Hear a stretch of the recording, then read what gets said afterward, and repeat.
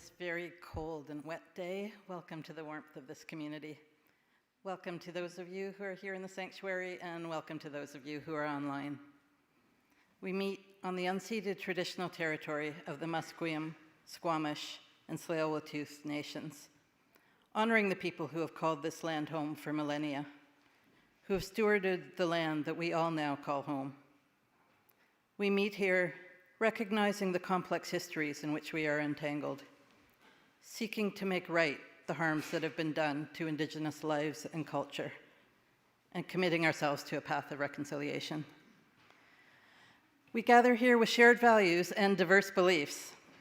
You're welcome here, whatever your beliefs, whatever your sexual orientation or gender identity, whatever your size or shape or age or background, all of you is welcome here. Whether you arrive today with joy or sorrow in your heart, needing quiet solitude or friendly conversation, you are welcome here. We'll now take a minute to welcome each other. So please greet your neighbors for about a minute.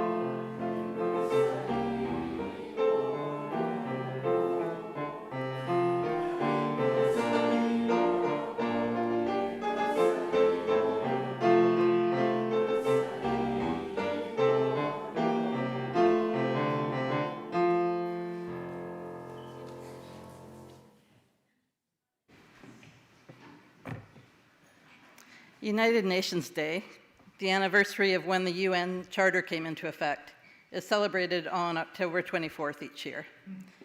So our opening words come from the Secretary General of the UN, Antonio Guterres, that were written and spoken for last year's UN Day. The United Nations was built by the world for the world. Since 1945, it has been the place for countries to unite behind global solutions to global problems. Solutions that ease tensions, build bridges, and forge peace. Solutions to eradicate poverty, spur sustainable development, and stand up for the most vulnerable. Solutions that deliver life-saving relief to people living through conflicts, violence, economic hardship, and climate disasters. Solutions that level the scales of justice and equality for women and girls. Solutions that tackle issues that were unimaginable in 1945. Climate change, digital technology, artificial intelligence, and outer space. But our work will always be rooted in the timeless values and principles of the UN Charter and international law, and in the dignity and human rights of every person. On United Nations Day, I call on all countries to keep this beacon for the world and its ideals shining. And we have our own light that we want to keep shining. I'm going to invite up Carl to light our chalice.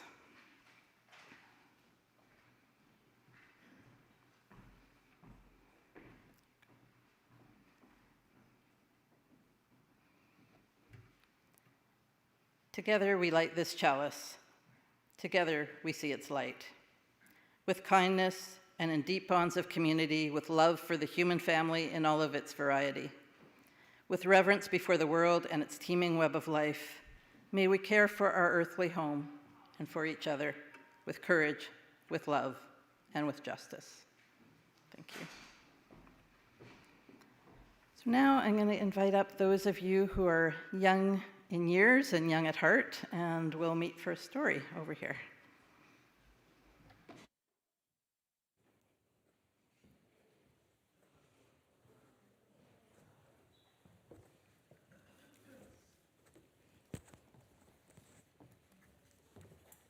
And I know there are lots of you that are young in heart out there as well. Our story is called The Upstairs Cat.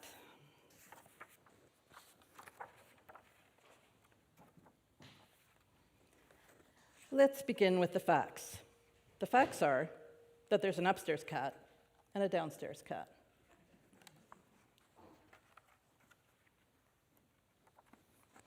One older and meaner, one younger and leaner, engaged in a war that neither is winning. That is the beginning. Ready to fight.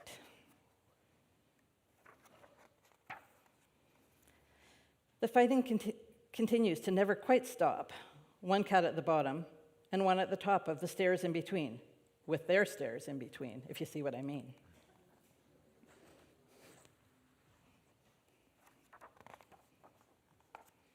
They sit and they stare, well, they glare at each other.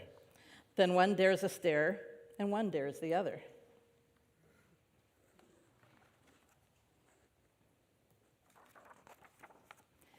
And suddenly, there is a mad confrontation, the kind that blows up on the border of nations. They look pretty angry there.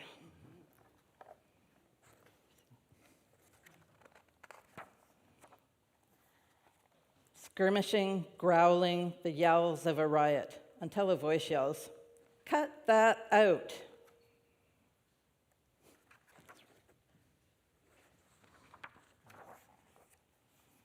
Then there's quiet. I don't think it's going to last.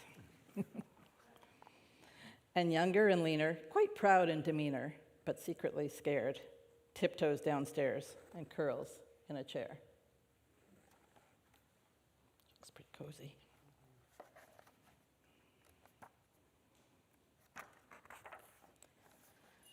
Well, upstairs, the older, who only looks meaner, mutters bad things about younger and leaner.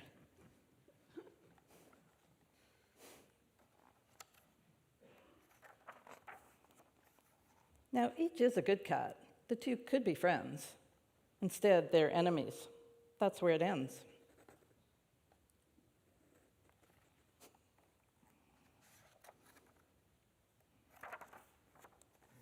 Except, as I said at the start of this rhyme, their fighting repeats itself.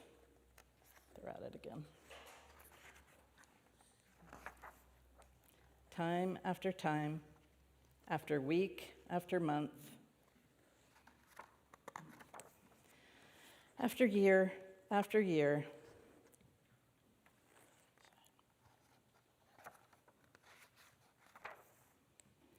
and nothing is dumber than war. Is that clear? And that's the end of our warring cats. I'll pass this over to Kirsten.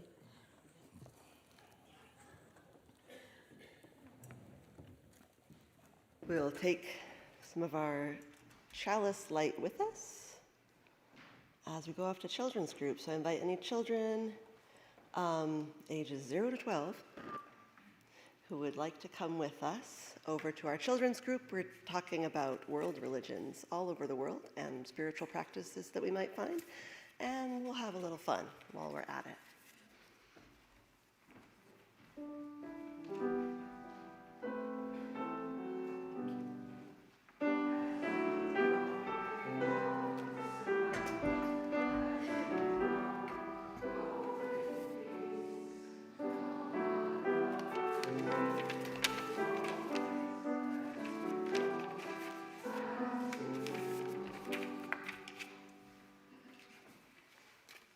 Hello. So I am Michael O'Neill, and I am a member of your Board of Trustees.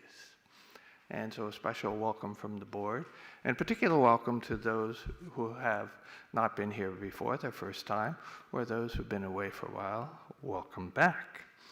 So some people ask, so what is the purpose of the Board of Trustees? And the answer from the lawyers is that we have a fiduciary responsibility. And what does that mean? We have to keep the place running and with limited resources. And so we want to know from you, the congregation, what is really important to you about Vancouver Unitarian congregation. So in your order of service, you will find these little inserts and flyers. At a recent board retreat, we decided that we would ask a question of the month. And the question of the month, each month for the next few months, that we want the congregation to give their thoughts, feelings, and creative ideas. And if you look at the little insert, it says you can submit your answer by writing on this form or dropping it into the suggestion box, which is at the board table in Hewitt Hall. Or if you prefer, you can fill out the form, and there's an online, or simply chat with one of the board members. And they have little signs that sort of says, sort of like the Lucy, the psychiatrist is in, the board member is in, and you can chat to any of us. We love to chat to you.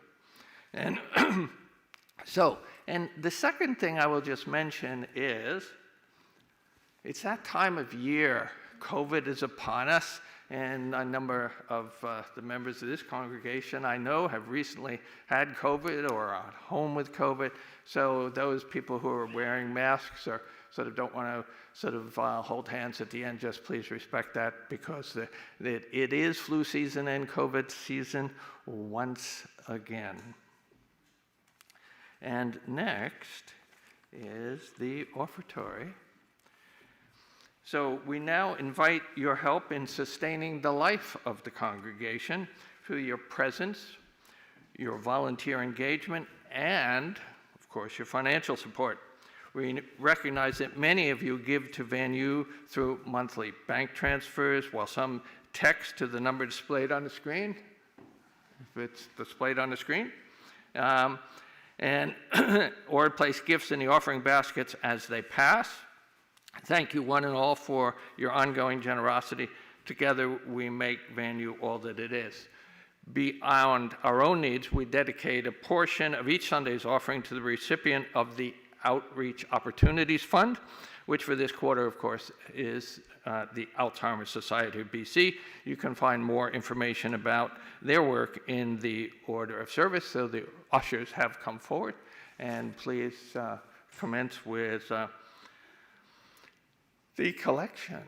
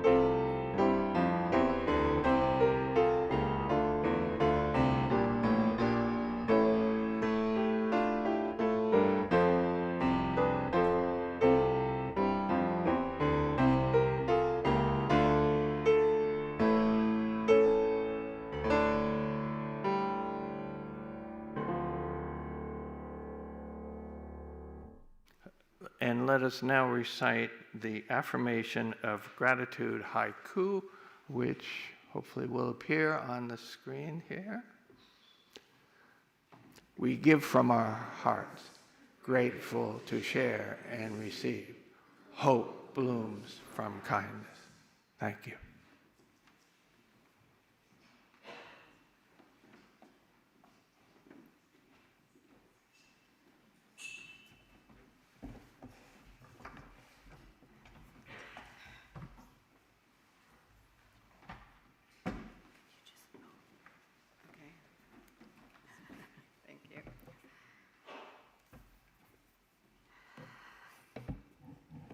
Good morning. I'm Karen Thoreau. I'll be reading today's candle requests, and Ralph Thoreau will be lighting the candles. We take time in every service to share our celebrations, our sorrows, our joys, and our concerns by lighting candles together. Some of you have made requests through the YouTube chat, through our website, or here in our sanctuary in our book of celebrations and concerns. As each candle is lit, please take a moment to hold each request in your heart and join at the end in saying, we light these candles together. We light our first candle for the peace of the world and the well-being of all. As a community of compassion and care, we continue holding in our hearts refugees and immigrants anywhere who are denied justice, people of the world who are rising up to have their voices heard, and people everywhere whose lives are touched by violence and war, poverty or hunger. May they be well. Katie Pagenti would like us to light a candle for her neighbor Hindi, who was injured while in crosswalk on West Broadway on September 20th. Katie is wishing her a full recovery. Meja Lam requests a candle and says, it's my 3rd anniversary this weekend of reclaiming my name in Chinese. Thank you all for your support and encouragement. And as I know, it's been easier to make the shift for some than for others. Maybe it's been a tiny step in learning a different language. Kathleen requests a candle and says, happy birthday to my mother, Gertrude Limburg, who would have been 105 today. With eternal love, Kathleen. Elena Fumi asks that we light a candle for the possibility of peace in the Middle East, that those who work for dialogue and hope might have a say in the process. I would like to light a candle for the millions of Americans, including our daughter, who marched peacefully yesterday in the name of democracy. We light the final candle for ourselves, for our unspoken joys and sorrows. Please join me in saying, we light these candles together.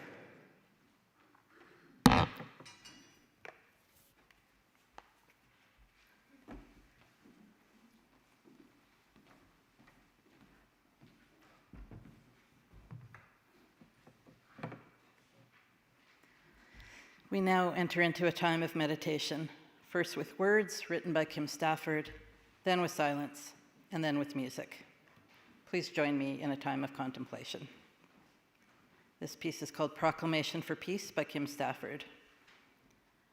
Whereas the world is a house on fire, whereas the nations are filled with shouting, whereas hope seems small, sometimes a single bird on a wire left by migration behind. Whereas kindness is seldom in the news, and peace an abstraction, while war is real. Whereas words are all I have, whereas my life is short, whereas I'm afraid, whereas I am free, despite all fire and anger and fear. Be it therefore resolved, a song shall be my calling. A song not yet made shall be vocation, and peaceful words the work of my remaining days.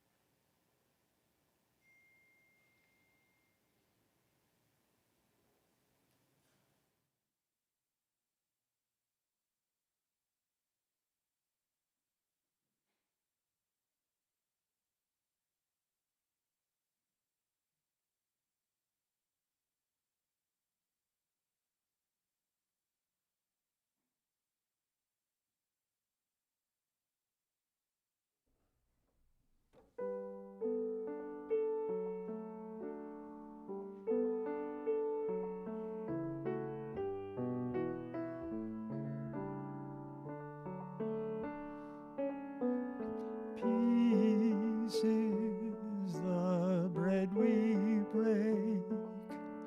Peace is our heart's love showing. Life is a chance we take when we make this earth our home. Let's make peace on this earth our home. Hear the people's protests ringing all through the streets. Feel the heartfelt voices and the marching feet, singing, call back the fire, draw the missiles down. we'll have peace on this earth our home. Peace is the bread we break. Peace is our heart's love showing.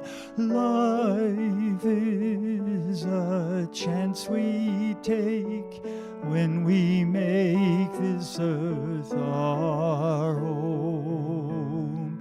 Gonna make peace on this earth our home.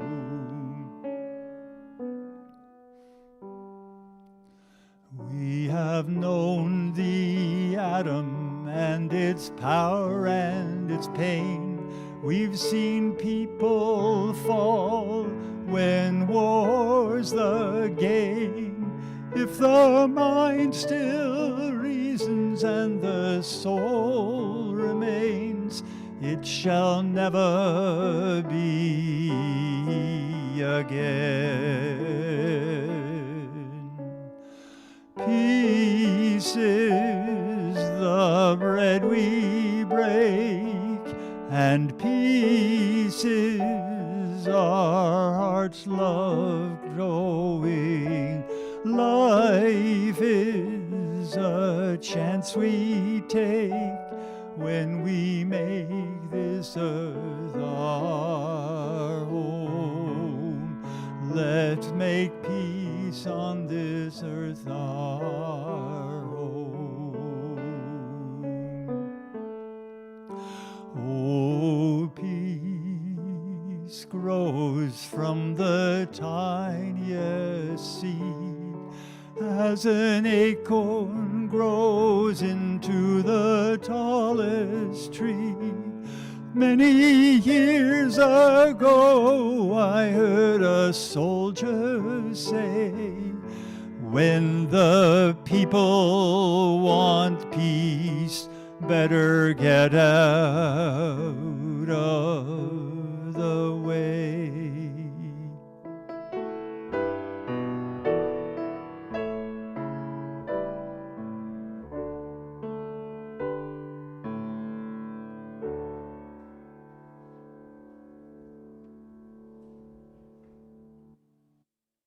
Thank you, Elliot, for that beautiful song.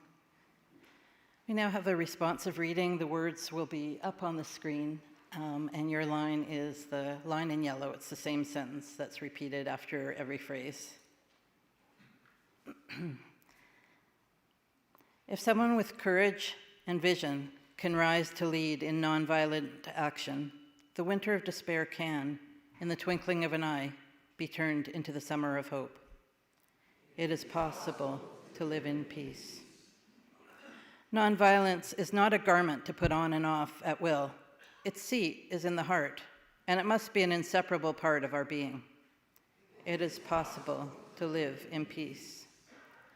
Nonviolence, which is the quality of the heart, cannot come by an appeal to the brain. It's a plant of slow growth, growing imperceptibly, but surely. It is possible to live in peace. If a single person achieves the highest kind of love, it will be sufficient to neutralize the hate of millions. It is possible to live in peace. If we are to reach real peace in this world, and if we are to carry on a real war against war, we shall have to begin with the children. The future depends on what we do in the present. It is possible to live in peace. So we gather today for UN Sunday. Why do we celebrate UN Sunday? And what is the connection between UUs and the UN? That relationship has not been as front and center in congregations in recent years, but the history is deep. Unitarians and Universalists, as separate denominations, had a long-standing relationship with the United Nations since its creation, and even before that with the League of Nations that was its predecessor. The relationship between UUs and the UN was an obvious one, reflecting our similar values and our similar goals. In 1963, shortly after the merger of the Unitarian and Universalist denominations, the Unitarian Universalist Association, UUA, created a merged principles and purposes document, which had much in common with both the United Nations Charter of 1945 and also with the Universal Declaration of Human Rights that was written in 1948.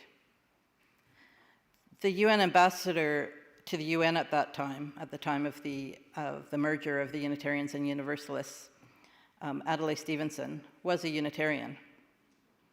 He was instrumental in the establishment of the UUA office at the UN, an office which represented both the UUA and the Canadian Unitarian Council, or CUC. Stevenson recommended that UU churches have a UU at UN envoy in their congregation, both to promote knowledge and understanding of the UN and also to ensure a UU voice at the UN. And for many years, there were envoys in many Unitarian Universalist congregations. Over the years, the relationship between UUs and the UN has gone through various structural and governance changes. In 2023, the Unitarian Universalist Service Committee, which we know as the UUSC, took on the role of being the UU presence at the UN. UN Sunday has been celebrated at different times of year by different congregations, but it's most typically celebrated around now, close to UN Day on October 24th. Vancouver Unitarians have been a long-time supporter of the John Gibbard Memorial Award, which is presented annually by the UN Association in Canada, Vancouver office, to a student under 25 years old who exemplifies the UN's values. Our speakers today will speak about the UN, the UNAC, and the John Gibbard Award, and will end with the presentation of the award to this year's recipient. Our first speaker is Michael Clague, who you all know as a member of this congregation. In his remarks, he'll let you know about his connection with the UNAC. In 2014, Michael wrote The Berlin Chronicle, a reflection on the fall of the Berlin Wall 25 years later. This year, he updated that essay in light of the Russia-Ukraine war. Copies of his essay are available on the table in the foyer, the greeters table, when you're exiting out. Michael. Thank you, Janet.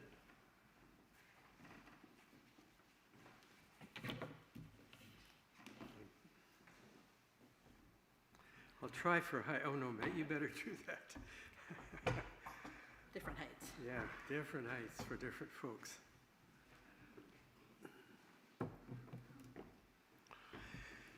It's good to be here with you. And thank you for the opportunity to tell a personal story and provide some reflections about the United Nations at this important time. Also, I want to congratulate the winner of the award this year and welcome all of you from the United Nations Association.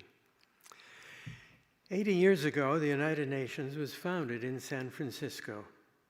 Its declaration, "We, the peoples of the United Nations, are determined to save succeeding generations from the scourge of war, to reaffirm faith in fundamental human rights, in the dignity and worth of the human person, in the equal rights of men and women and of nations large and small."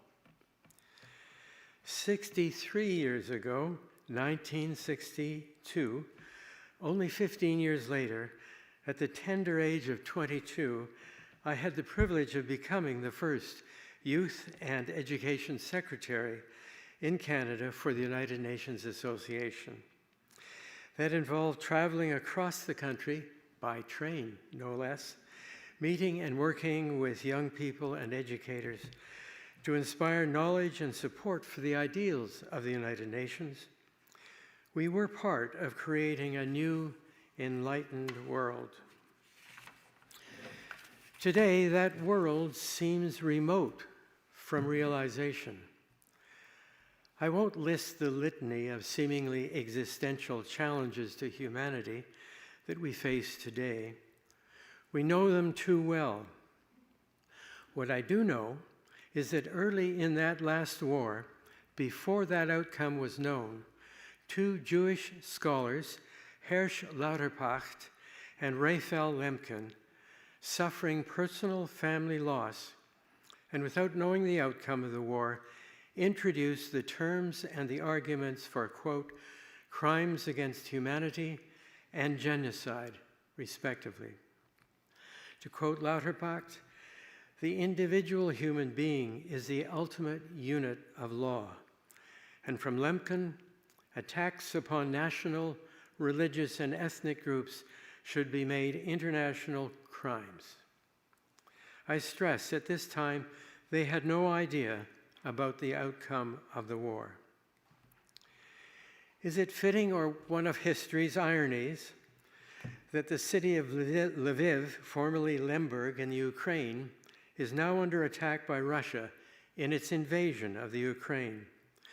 Both these lawyers lived at one time or another in Lviv. As far as we know, they never met. But I'll pause here to go back a bit. We hear about the United Nations almost daily, but what exactly is it? Just a refresher. The United Nations is the shining outcome of the Second World War. The victorious Allies, the United States, Britain, and its Commonwealth, including Canada, China, and the Soviet Union, were determined that global conflict should never happen again. The United Nations was then founded in San Francisco in 1945. I suggest a shining outcome because the lessons of the League of Nations were taken to heart to create a far more ambitious and robust model to foster peace and well-being amongst the nations of the world. Nothing of this scale had been attempted before in history. The war-weary world, it seemed, was ready. It tempered the sovereignty of nations through what it was to become a comprehensive body of international law. It had the mandate to create international forces to maintain peace.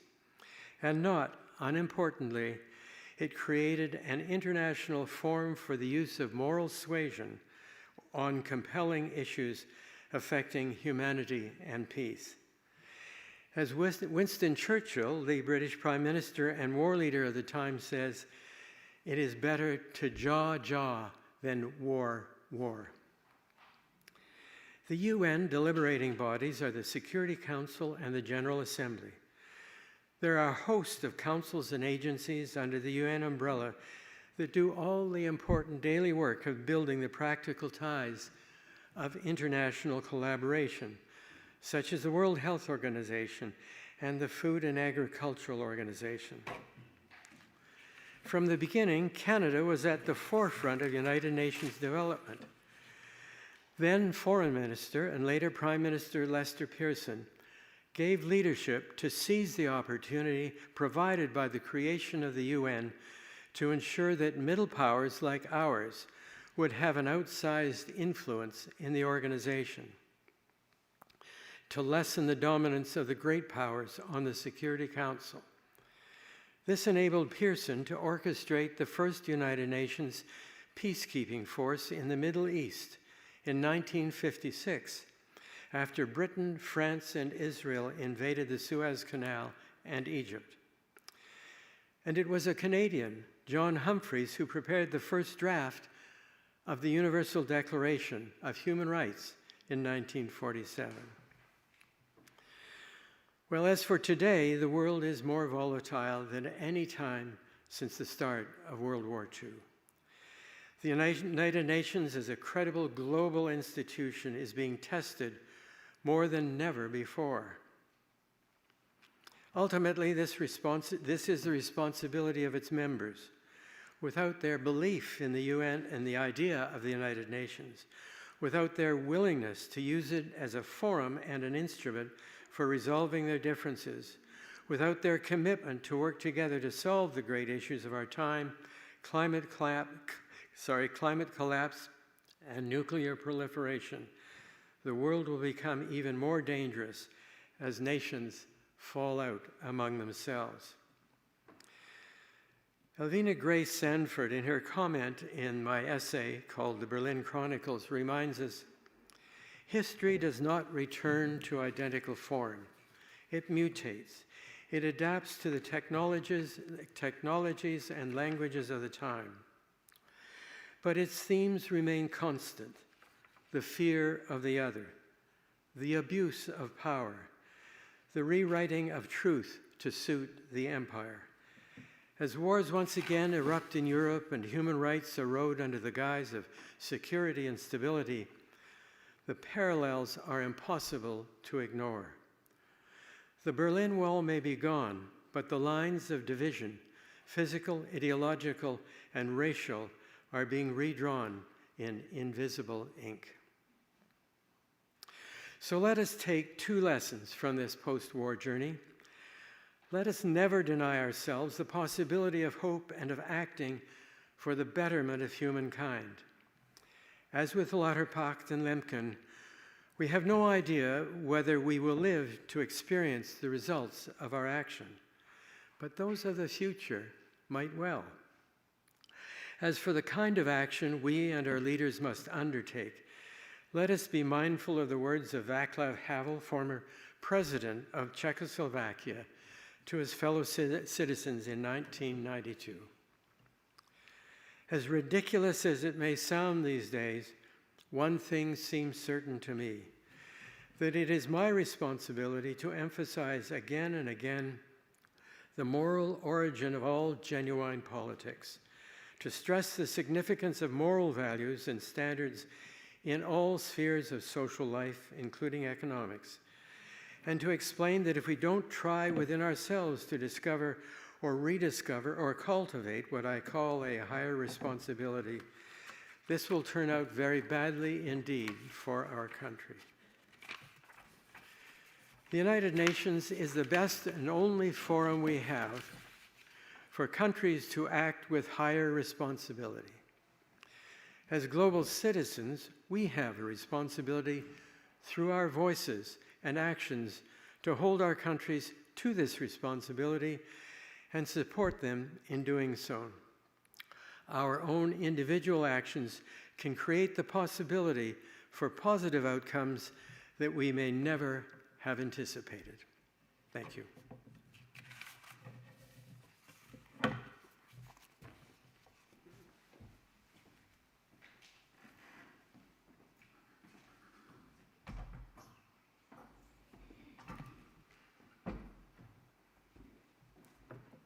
Thanks, Michael, for reminding us of the roots of the UN and for your profound words at this very delicate time in the life of the UN. And welcome to all of you from the United Nations Association in Canada, Vancouver branch. I'd like to introduce Juan Sebastian Mateus, co-vice president of the United Nations Association in Canada, Vancouver branch. Juan Sebastian was born and raised in Bogota, Colombia. He spent 3 years with the United Nations Development Program in Colombia, promoting inclusive economic opportunities and public-private partnerships. Currently, he works as a sustainability consultant and volunteers with UNAC Vancouver, aiming to encourage young leaders to adopt inclusive, environmentally responsible practices. Juan Sebastian will provide background information about UNAC and present the John Gibbard Award. Welcome.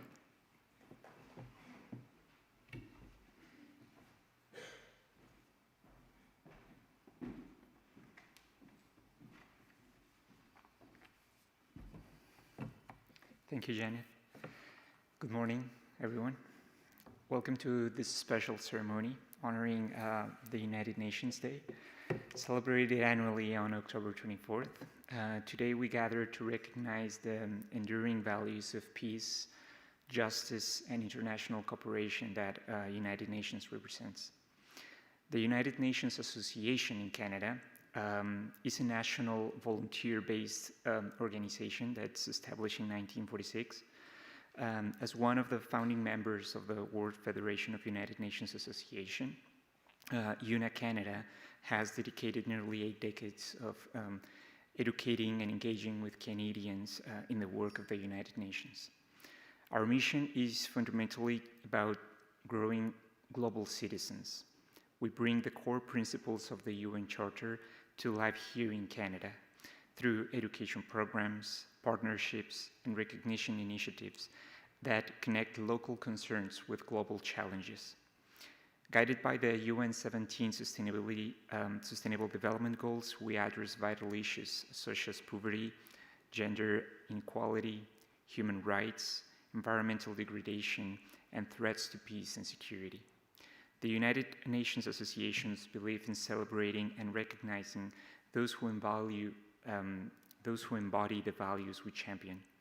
We highlight individuals and organizations whose dedications and commitment work toward building a better world for all humanity. In honor of UN Day, celebrated each year on October 24th, UNAC Vancouver and the Unitarian Church of Vancouver jointly organize the John Gibbard Memorial Award. This award carries profound historical significance. It is given in recognition and memory of the late John Gibbard, who was a supporter of the predecessor of the UN, the League of Nations, humanity's first attempt at creating a worldwide intergovernmental organization whose principal mission, as already mentioned by Michael, was to maintain world peace. John Gibbard's commitment to international cooperation and peace did not stop during the transition between the League of Nations and the United Nations.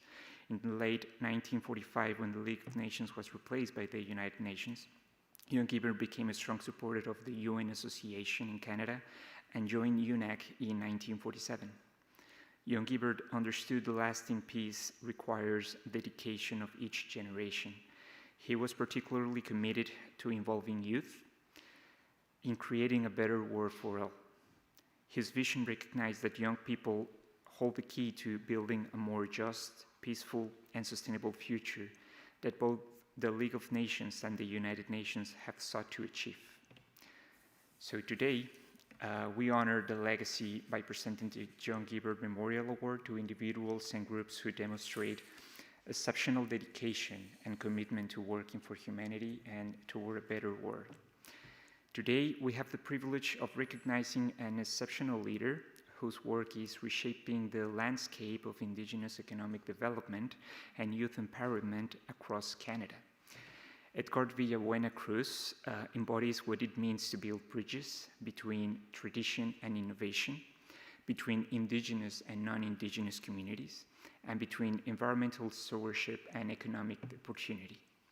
Through the Future Minerals Leadership Council, which is a project currently in a pilot, Edgar has brought together 10 youth voices to tackle the most pressing environmental challenges in mining and mineral exploration, creating meaningful dialogue between First Nations, industry, and government.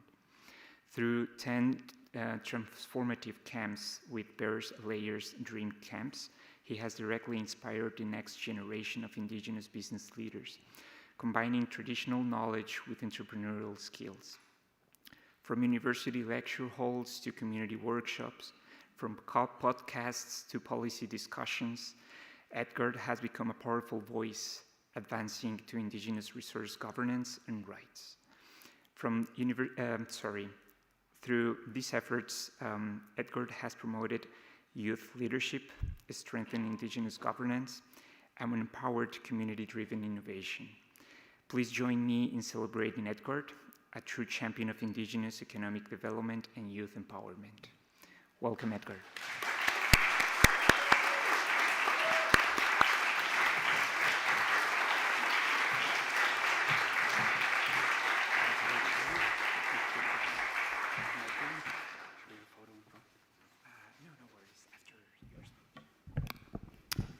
Edgar Ushie, Tsanahotie, Edgar Ushie, Siskia, Estat Sei, Teltan Jasini, Vancouver Naste. My name is Edgar Villanueva Cruz, and I think one of the main things that we'd like to highlight right now is Article 43 of the United Nations Declaration on the Rights of Indigenous Peoples and our right to self-determination. Now, part of this little bit of a contribution to this work, or empowering youth leadership on the global stage, it all starts with community and local and being place-based. And the downtown east side in Vancouver is one of the most impoverished neighborhoods in North America, and I've had the great privilege and great opportunity to empower Indigenous and non-Indigenous youth from those spaces, to bring them to the stages like the United Nations Permanent Forum, to engage in dialogues, to engage in powerful discussions around what peace means on an international stage for Indigenous peoples across the globe. So my work is just a small part of something that we all share a great contribution and vision to effect, of how we promote peace and unity across the globe. Now, just as there was mentioned, there are a lot of conflicts going on and a lot of environmental challenges, stresses, and pressures. And each and every one of us have a responsibility to uphold and to honor our relationship with each and one another and Mother Earth, to conserve and empower a future for all of our children and our children's children. We also must understand and recognize and stand up against oppression and the conflicts around the globe. I'd like to end this by saying, free Palestine, free Sudan, free Congo. Let's talk about some of these real conflicts that are occurring and wish aim and peace for those peoples that are being oppressed and hurt. Madusho, all my relations, thank you. Let's continue to build a better world for us all. Madu.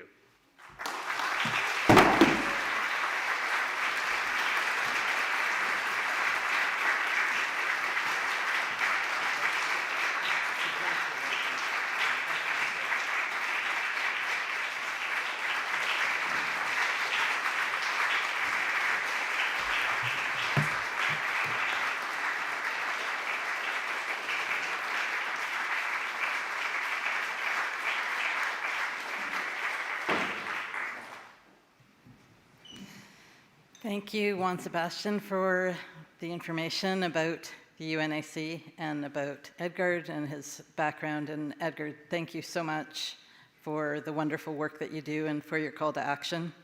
And congratulations on a very well-deserved award. The award, in case you haven't seen it, is up front here, and there'll be an opportunity for photos afterwards.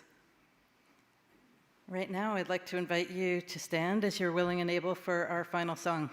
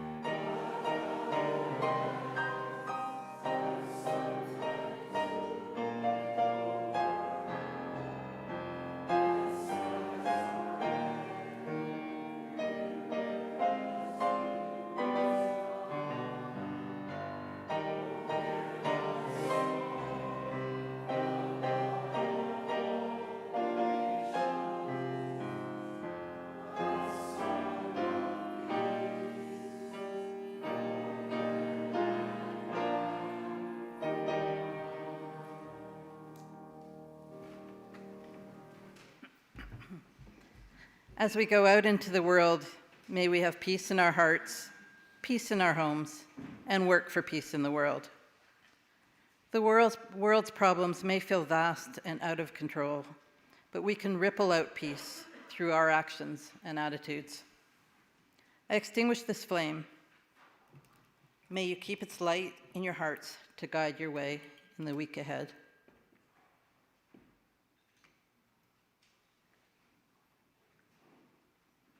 And so we sing, Carry the Flame.